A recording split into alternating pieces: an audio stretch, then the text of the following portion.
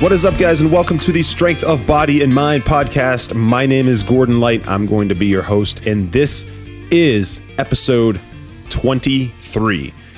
Now, this episode is going to be all about something that I find to be extremely important, and a lot of people who are interested in fitness, interested in weightlifting, interested in health, also seem to find this topic extremely important, but for a wide variety of reasons, okay?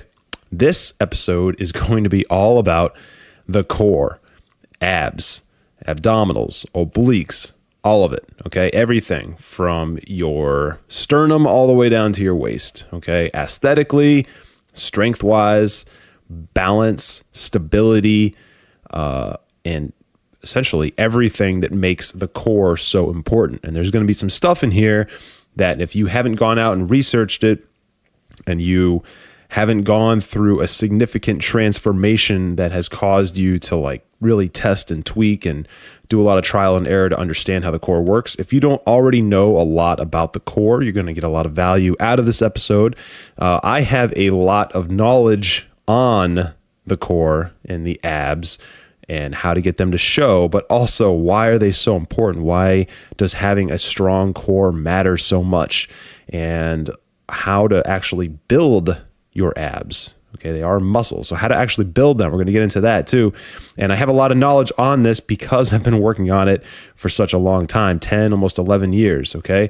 I also have spent time researching the scientific side of it. Okay. So I have like a little bit of the book, like textbook intelligence or whatever, textbook knowledge on it. But more importantly, in my opinion, the practical knowledge on it as well. Okay, so, but before I get into that, if you are new to the podcast, if the Strength of Body and Mind podcast is new for you, a quick little summary, little background on it. What it is it's a Tuesday, Thursday weekly podcast. Okay, Tuesdays, I come in with a lot of physical-based discussions. So a lot of workout-based stuff, weight training, exercise, fitness, health, food, all from a physical type standpoint, okay? And that's everything from tactical, like, you know, here's how to do a specific exercise, and here's what muscle group it affects, and here's what joints are moved as a result of doing that movement, and what the prime mover is, and the synergistic muscle group, and all that stuff. And then the Thursday episode is more mindset, more mentality, more mental strength, more confidence, more getting out of your own way type stuff. And so far, it's been doing really well. The feedback's been great, and I think I'm doing something special here. Now, the whole thing isn't just a fitness podcast. It's actually based around a very, very core belief that I have, that I live by almost, and that is that the body-mind connection is something that is so ridiculously misunderstood and like widely understudied. We don't give it enough attention. Okay, this is something I truly believe.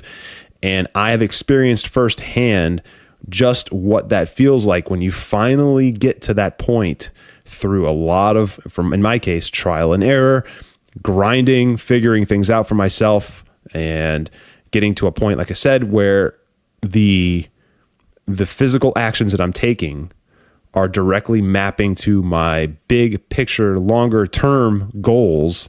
And as a result, I hit this new level of self-belief and self-worth and confidence. And this is something that I know everybody can do. And because I think everybody can do it, I'm not saying everybody will. Most people won't actually. And if you're listening to this, I hope you're one of the people that takes action. But I believe everybody can do this. And the point of this podcast is to try and spread the education on this topic and help people understand what is possible. Okay. And fitness and health and all those things, those, in my opinion, should be a priority, not just an ancillary hobby or something off to the side that's kind of cool and nice to have, but not really that critical. I believe it's the opposite. I believe it's 100% critical. And if people lived with that at the top of their list, that all of the other things that they are struggling with mentality-wise, mental strength-wise, having a cluttered mind-wise, and self-confidence, and all the things that are related to the insecurities that they have about their body and their health and their fitness and all of that would go away, and they could live a much fuller, much healthier life. Okay, so that is the big picture takeaway, the big picture punchline of why this podcast exists. Okay, so anyway, jumping right in, we're talking all about the core today. And some of the things we're going to talk about, some of the things we're going to address are why is the core so important? Why do I talk about it so much? Because this is not the first time I'm bringing it up. Why do we care so much about having a six-pack as a race, as humans? I don't know if this is like culturally everywhere, but at least in the America, a six-pack is such a desirable thing from both men and women, right? Defined abs. So we're going to talk about that. Why do some people do things like a million crunches and a bunch of sit-ups and like all these traditional ab exercises and never actually seem to build up ab strength or physical abs from an aesthetic point of view, perspective? We talk about that. Why do people say that abs are made in the kitchen? If you've never heard that term before, it's an extremely widely used, popular phrase, at least here in America, but mostly in the fitness industry. Why are abs made in the kitchen? Right? It's actually just abs are made in the kitchen. Why can't most people see their abs? Right? Why is that? Well, I mean, I wondered that for years. And I put in tons and tons and tons of work and I couldn't see mine. I always wondered, why can't I see my abs? I put in all this work. And, how do we actually build our abs to be stronger? We know that they're muscles, but mostly people just care about seeing them and having some visibility on their abs. But to understand that they're muscles, we also need to understand what it takes to build them into what they're capable of doing and building them up to their potential, and how building your abs as muscles, as a muscle group, can affect the rest of your life, right? Every other aspect of your life, just about. And how having a strong core can just make everything else better. I'm not just talking about the gym. I'm not just talking about in sports, but I mean in life, everyday life. So we're going to talk about that too. So first and foremost, let's talk about what the abs are, right? I mean, we know that there's a muscle group and it's somewhere between the sternum and the waist and kind of goes off to the side, but it's really 4 different micro muscle groups. Okay, when you think six-pack, what you're really picturing in your mind, probably, like most people, is those 6 abdominals right in the front, going from your sternum all the way down towards your belly button. And there's actually 8, but most people can never achieve the full 8-pack because there's 2 at the very, very bottom below the belly button. And it's extremely difficult to get your body fat low enough and to get those strong enough and big enough so that you can actually see them. But anyway, that section of the abs that you see right down the middle of the abdomen, that is called the rectus abdominis. Okay. And the reason we see that the most is because that's where, like directly below the sternum, that's the part of the abdomen where we are, as humans, we lose our body fat in that area quickly. Now, there's a lot of reasons for that. There's a lot of bone there with your ribs off to the side, your sternum, obviously. And then the abdominal group there, the rectus abdominis at the top, is a very dense muscle group. Plus, it's just kind of a weird area. If you think about where your waist is, it's below that. And a lot of fat sits there, especially on men. And on women, more body fat collects like a little bit lower, like usually in the glutes and the legs. And just when it comes to the upper rectus abdominis, or the upper abs that right below your sternum, it's just not an area for heavy body fat concentration. So those top abs, those upper abs, those are always going to be the ones that show first. So if you are working towards a 6-pack now, or if you're relatively thin and you're cutting and you're trying to build up your ab strength and ab size, and you're trying to get those to show, or whether you're trying to or not, those are going to be the first ones to show. And the last ones to show are, besides those 2 at the very, very, very bottom beneath your belly button, are going to be your external obliques. So that's a good transition point. Okay. Once again, the rectus abdominis, that's the 8 abs down the front of the abdomen, and always the top 2, and then slowly descending down towards your belly button, are going to be the ones that show first. So those top 2 are going to typically show first, or maybe the next 2 below that, depending on how your abs are on your person, because everyone's are just a little bit different. And then ultimately those top 6 are going to be the ones that show before you start seeing things like obliques. But anyway, moving on from the rectus abdominis, on the very, very, very outside, the immediate outside, on the left and right towards your sides of your body, outside the rectus abdominis are your internal obliques. Okay. And obliques are made up of two different groups. There's the internal obliques and the external obliques.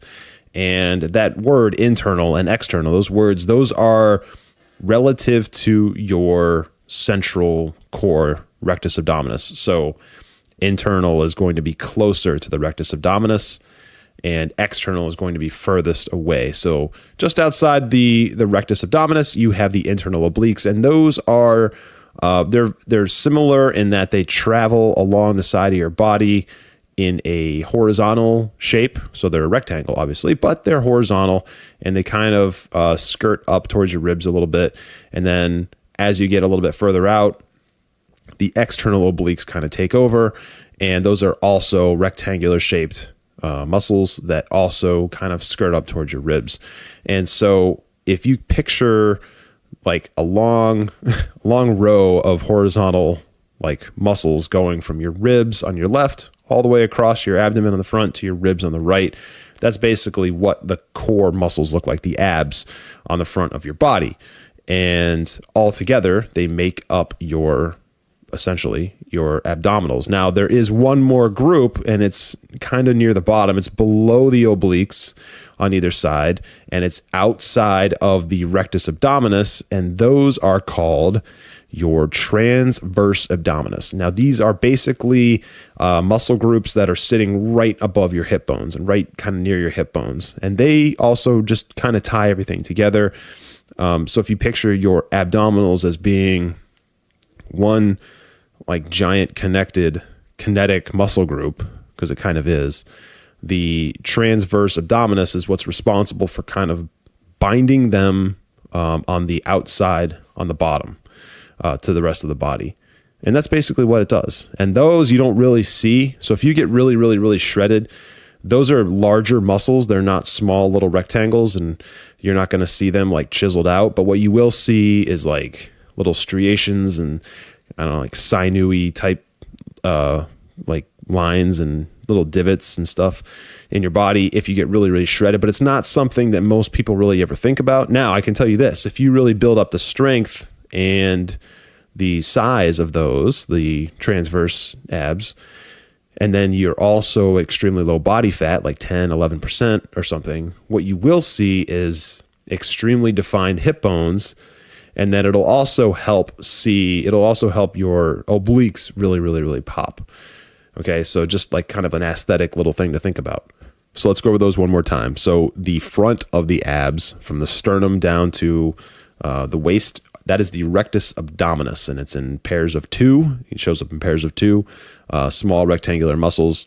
Just outside the rectus abdominis, like immediately outside that muscle group to the left or the right, approaching the underarm area, are your internal obliques. And then just outside of that, which is more towards the underarm area, are your external obliques. And then lastly, down below the obliques on either side of your body, just around your hip bone area, is a larger muscle group called the transverse abdominis. Okay, those four muscle groups make up your abs. So when you think abs from now on, instead of just picturing the 6 or 8 that you normally visualize in your mind of being the aesthetic male model or female model type abs that you see on bodybuilders and stuff, think of it as 4 different muscle groups, and that it really goes from around your ribs all the way across from one side to the other, and then also down to your hip bones.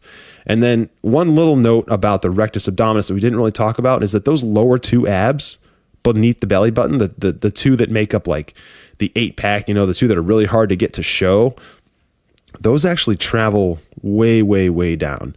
Okay, those cover from your belly button basically all the way down to like right between your legs almost. I mean, they go way further than most people think, but they provide a ton of balance and stability and control and protection in a lot of ways that people don't really ever think about. They think the abs stop around the belly button. They definitely don't. They cover everything from where your legs meet your body all the way up to your sternum. Okay, that is the core. That's why it's called the core, because it's literally the core. It's the entire middle of your body. And it also, and I'm going to make a transition here in a second, it also provides an unbelievable amount of balance and stability and support for everything that you do every single day. Okay, so now this is a perfect time to talk about that. The things that abs provide for you, like I just said, stability, balance, support, but it also provides almost like an abdomen armor. Okay, abs I want you to think about as like an armor for the middle of your body. And the stronger that armor is, the more it's going to protect you from everything. Now, in addition to all that stuff, which is like supportive and, critical for movement, they also are in a very aesthetic muscle group. Okay. So a lot of people in the fitness industry, they put a lot of attention into abs because they know that if they're in a bodybuilding competition, the judges are going to be looking at abs, and they do provide almost like a validation that everything that you're doing to take care of yourself and improve your game and get in shape and stay fit, they provide a validation that you are doing a really, really good job, and you're very focused and you're very attentive and you're hardworking. And obviously, if you're doing all of that stuff, it's a clear indication that you're willing to sacrifice in order to achieve that stuff and make it a priority and put it high on your list. So there's a lot of things that come with that. Now, building up big arms and getting cut arms and everything is great and it's cool. But abs they're kind of like a next level thing, which is why most people do not have visible abs. Never have, never will. And if you don't have defined or visible abs by the time you're, 23, 24, chances are you probably never will unless you make a life change. The problem is that's just so rare. Now, I could be having this talk with 5,000 people, and I could stress the importance as a NASM educated trainer, someone who used to be 80 pounds overweight, obese, and transformed themselves physically and mentally. That's me I'm talking about. I could tell them all of that stuff and just how much it changed my life. It changed my marriage. It changed my relationship with my son. It changed my relationship with my family, my friends. It caused me to relook at life and go through a soul-searching type of pilgrimage to find myself and become a better person on the other side. I can talk about all that stuff to 5,000, 10,000, 50,000 people, and 1 or 2 or 5 of them would actually do something about it. And it's unfortunate, but it's the truth. So I want to stress a little bit more just how important it is to take care of your body, including your abs. Your abs are part of your body. But not only that, the abs are such a critical piece of your body. They are the core. They are the thing that holds it all together. It holds your legs to your upper body. It controls all of that. Now, how do you build abs? That's a question. And I'm telling you right now, it's not through sit-ups. Abs are built by doing 2 things. 2. The first one is treating them like a major muscle group. And the second thing is lowering your body fat. Those are the 2 things that it takes to get abs. Now, you're probably saying, no shit, Gordon. I already know that you have to build muscle and you have to lose body fat in order to see the muscle that you just built. But here's the thing. Most people do not treat abs like a major muscle group. Most people go into the gym or do this at home. They go and they do 50 crunches or 3 sets of 50 crunches like twice a week. And they think that that's enough. It's not enough. You need to treat your abs the same way you treat like your shoulders or your biceps or your triceps. You need to really give your abs, you can do this a bunch of different ways, but you really need to give it attention. Okay. One of the ways you can do that at the gym is to devote half of an entire workout, like maybe a full 30 minutes to ab building. And that doesn't mean just sit there and do a million crunches. We're going to get into the specifics in a minute.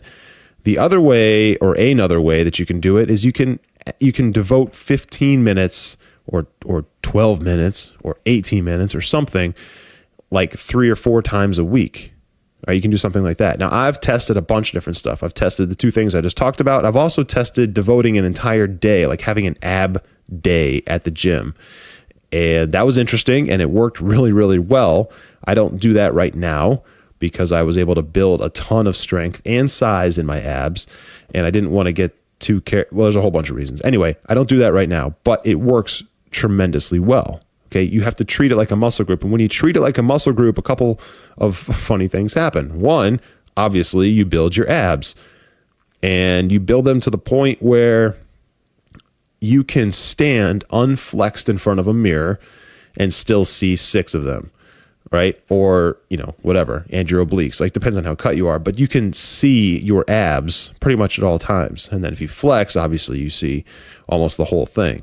So that's cool, right? But that's not the most important thing. When you actually spend time building your abs, and I mean really building the strength in your abs through some hypertrophy and a little bit of progressive overload and, just your normal conventional 8 to 12 rep range type stuff. When you actually build your muscle strength in your abs, everything else that you do in the gym is impacted by that. Everything. Do you overhead press? That gets impacted by that. Do you squat? That gets impacted by stronger abs. Do you run?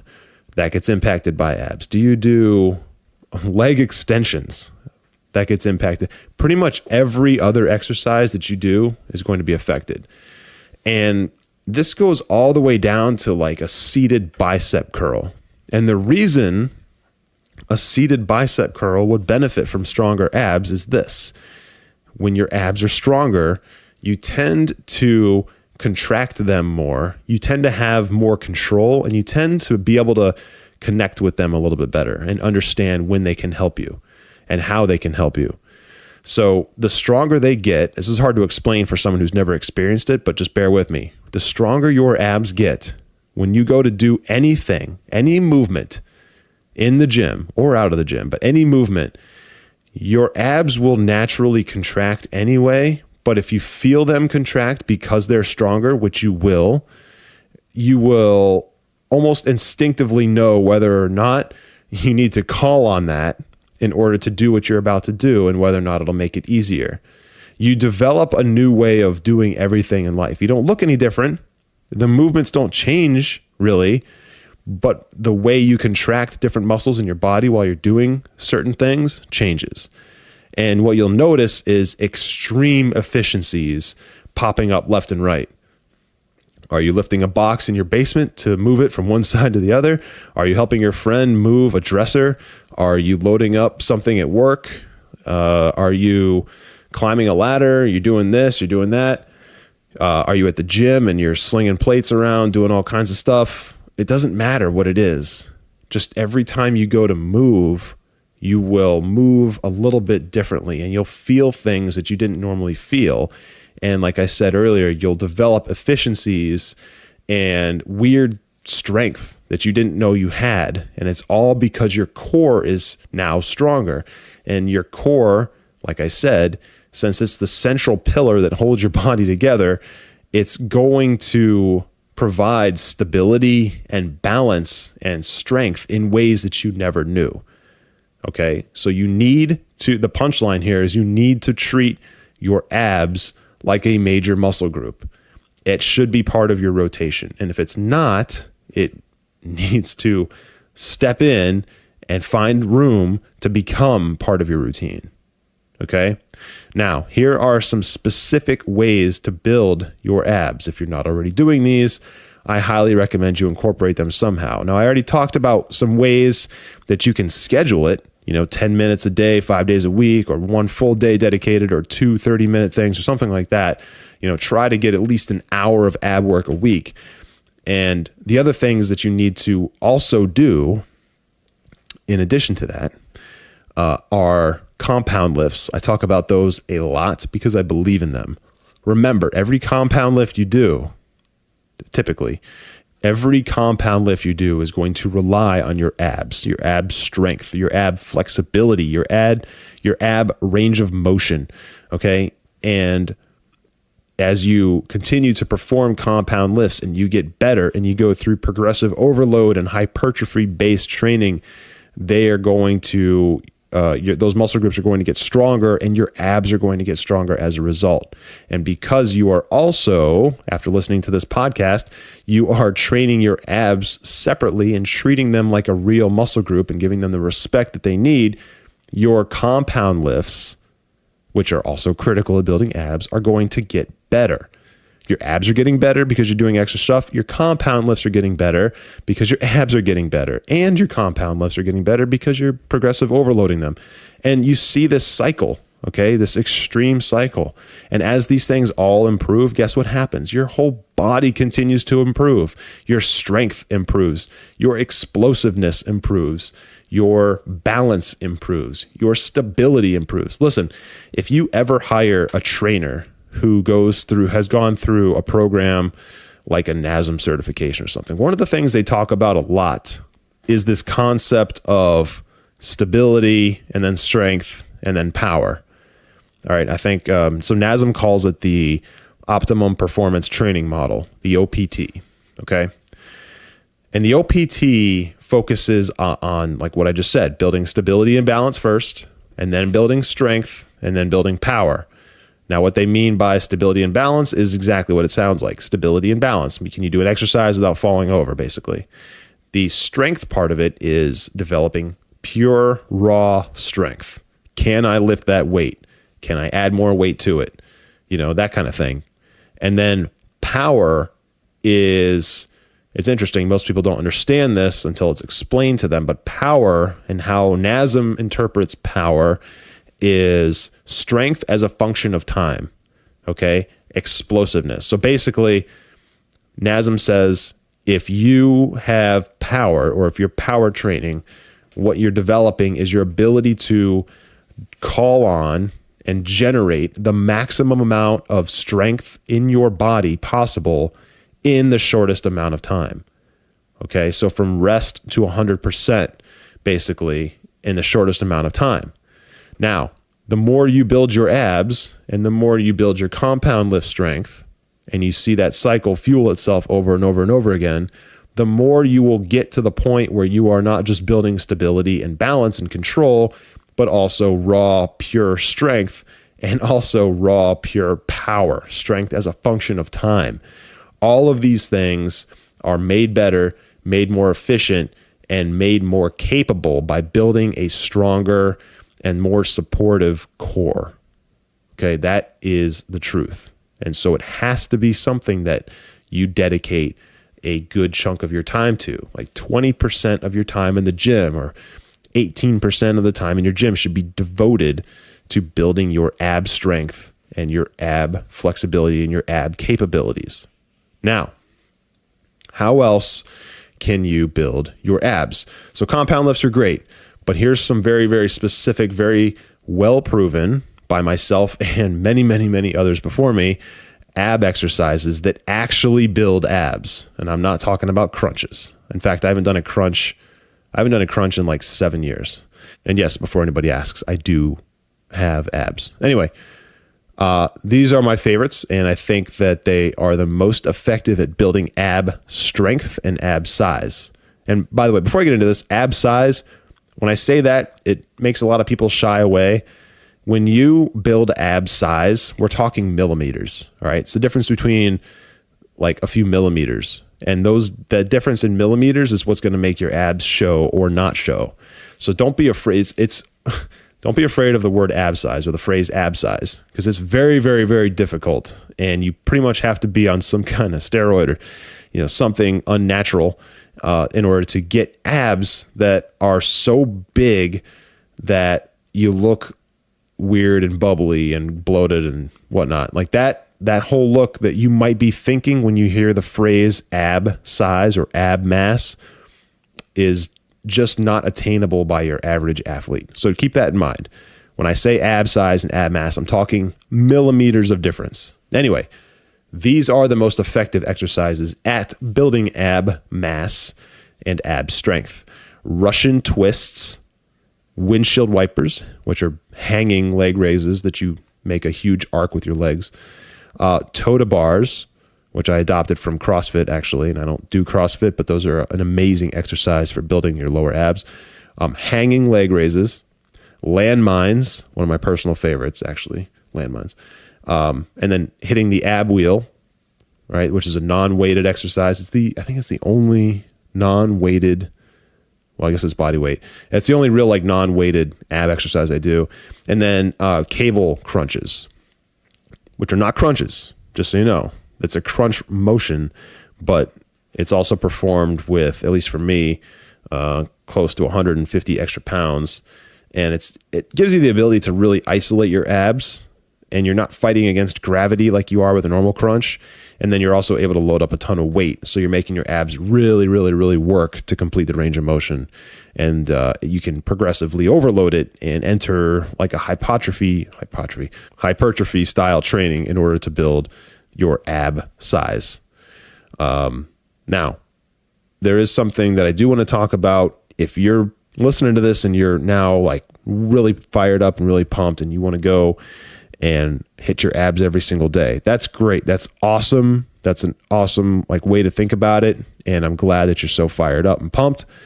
But I did want to share something that I believe is a lot more prevalent in abs and ab training than other muscle groups. It's definitely prevalent in all of them.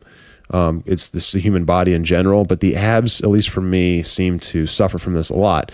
Now, there's this acronym. It's SAID, SAID, in the fitness industry, in the training industry, and it stands for Specific Adaptation to Opposed Demands. So SAID. And basically what it means is atrophy, okay? And it's atrophy as a result of no longer challenging yourself, all right?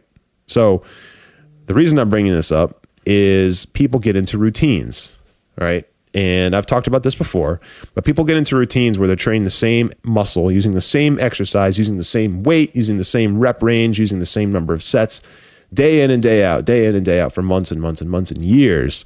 And that's how you end up going to the gym every day for 10 years and not actually changing the way you look or your strength or your energy or your flexibility, et cetera, et cetera. And that's because you're entering this atrophy type thing very, very slowly by allowing your body to adapt to the demand, right?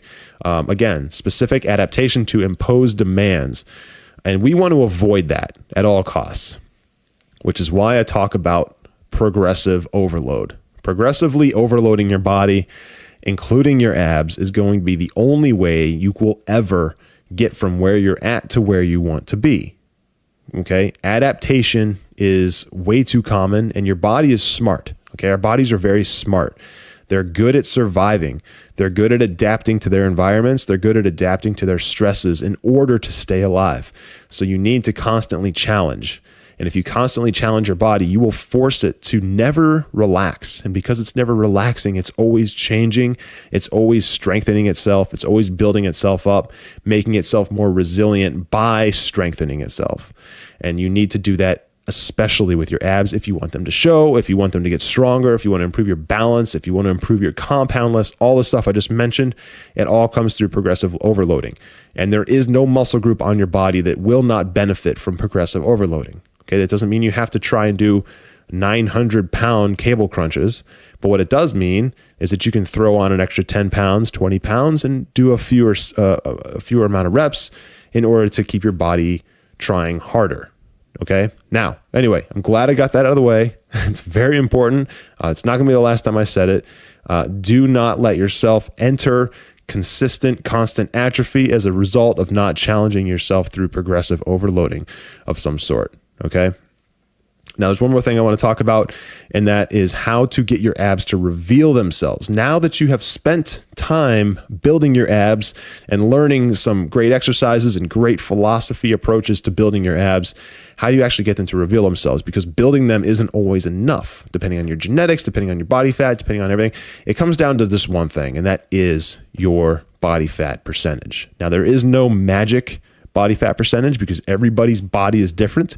So don't let anybody tell you that. But what I will tell you is that the most, I guess, common body fat percent where you can start to see things like abs, not necessarily obliques, but the front four or front six that everyone seems to be so obsessed with, those tend to pop around 17 to 18% body fat range. So if you can get yourself down to that level, then you will very likely be able to see all the hard work that you put in start to show itself. Now, how do you get to 17, 18%, especially if you're up around 28, 25, 30, up there, and you're trying to lose 10% or lose 12% body fat? I talked about this before, and I'm going to talk about this again. I'm probably going to have a whole episode on cutting, but it comes down to cutting. Now, cutting doesn't have to suck. Cutting doesn't have to be torture. Okay. Cutting doesn't have to be this like awful experience. Cutting can actually be a lot of fun. Through flexible dieting and intermittent fasting, you can actually eat whatever the hell you want and still cut and still lose body fat. I did it, and I learned it from somebody else, and that person learned it from somebody else, and it's actually extremely popular. But basically all you do, this is in a nutshell, okay? Basically all you do is you find your maintenance calorie level, okay, whatever that is, and that calorie level is you eat that every day and your body will never change. Okay, you find that number and you cut your calorie intake by about 500, 300, somewhere in there. You're going to have to test it and tweak it. But if you can cut that number down by 300 to 500 calories a day, and you stay at that deficit every single day for like a few months while also training, then you will cut your body fat percent every single week. That's a guarantee. That's a guarantee. Now, if you try that and it's not working, I can almost guarantee you this. Actually, I'll 99% guarantee you this. You're either cheating, you're not tracking it right, or you're not training hard enough, or at all, actually. And that's just the truth. Every single person I've trained and every single person I've worked with and every single person I've talked to that claims that finding that magic number, that maintenance number, which everybody has, by the way, and cutting that by 300 to 500 doesn't work. Every single time that I've been told that, there's always been an outlying little detail that was left out, like, oh, well, I guess I don't measure this. I don't measure my peanut butter. I just kind of take a few spoonfuls. Yeah, well, listen, bro, that's not going to fly.